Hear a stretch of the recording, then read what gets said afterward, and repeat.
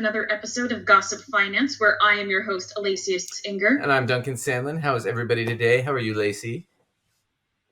Well, I am fabulous. I can't wait to talk about how the Republicans are screwing everything up for us yet again. Yeah, well, it all is very financially related to all of us. So on today's episode, we're going to cover the Republicans tanked the border bill at the request of Trump in the House. A foreign aid bill just passed the Senate just the other day, Monday, right? But it's got to go to the House, so we'll see what happens there. Alan Weisselberg, who is Trump's former CFO, it looks like he's going to plead guilty to perjury and take a deal, which is going to be really bad for Trump's upcoming criminal case in March. And Trump's former lawyer, Alina Habba, who he just fired, who was the idiot that we've been making fun of for months, she basically pissed off the judge, which is great for her. And we'll do the Trump's disqualification case that was heard in the Supreme Court last week.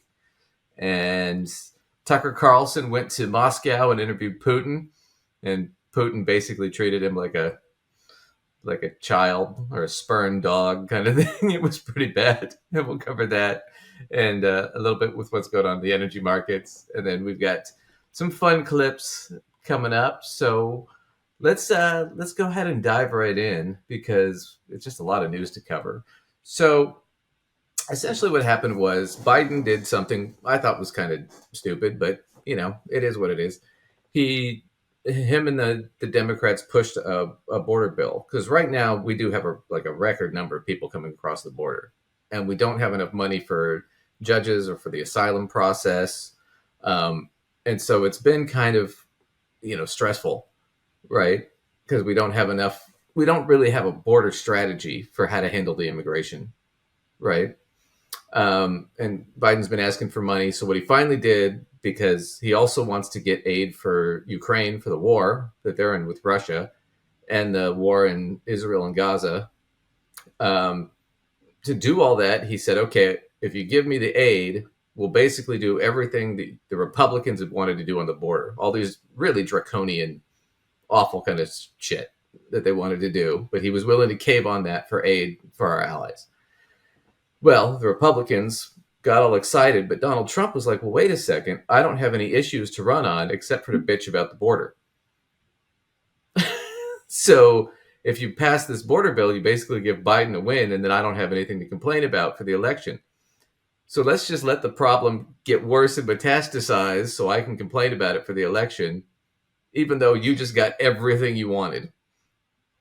So, Duncan, I know we talked about this in a previous episode, but I feel like it bears repeating.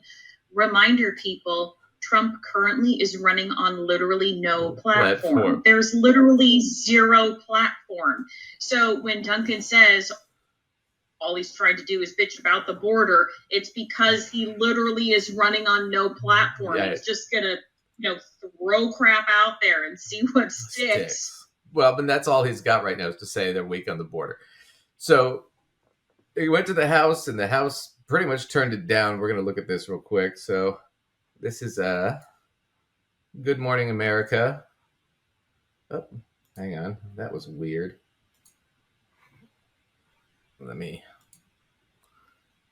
There we go.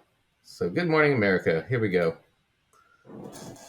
We turn now to the showdown on Capitol Hill over the border and aid to Ukraine. Last night, a bipartisan group of senators unveiled a compromise bill, but the Republican Speaker of the House says it's dead on arrival. Our senior congressional correspondent, Rachel Scott, has the very latest for us. Good morning, Rachel.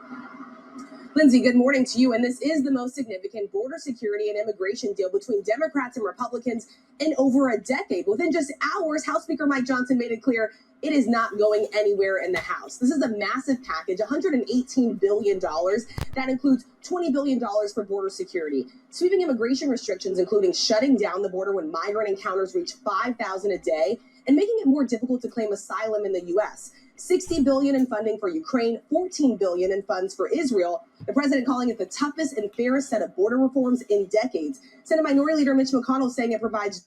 So McConnell was on board.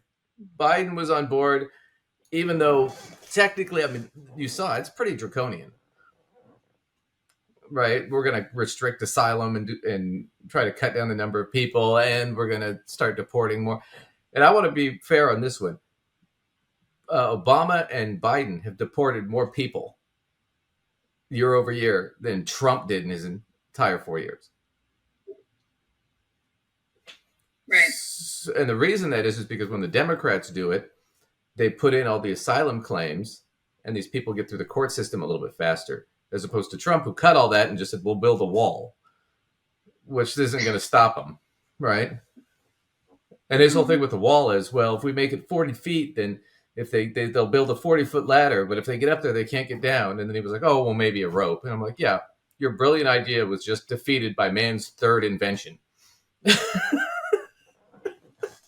I mean, it all sounds so stupid. It's like, yeah, going back to the Middle Ages, you're like, all right, so we're just going to build this big ass wall. Right. And then we're not going to be able to get up it. And if they do get up it, they'll get stuck up there. Like, that's your great plan? Yeah. That's your great plan. It'll keep out the Mongols, which the Great Wall of China didn't even keep out the Mongols. So anyway. Like, this is why we study history, people. This is why we study history. Right. So the problem is this, and we're going to kind of go over this a little bit. We were talking about this before. The Economist, if you guys don't get this, you should check it out. They wrote an article, House Republicans are helping Vladimir Putin. And that's basically what this article was about, was this whole situation. And it's basically everybody agrees that it's like, okay, by not giving aid to Ukraine right now needs weapons. They need ammunition. They need food. They need medical supplies. They're in deep trouble. Right? Because they're fighting off Russia right now. They're in a shooting war from an invading army. And if we don't give them that aid, I mean, it's possible they're going to lose a lot of ground here because they don't have the munitions to hold it. So by saying, well, we're going to hold all that up, you're basically giving our enemies a huge advantage. But it causes even bigger problems because when you break down the economics of it, this is really devastating for the world economy overall.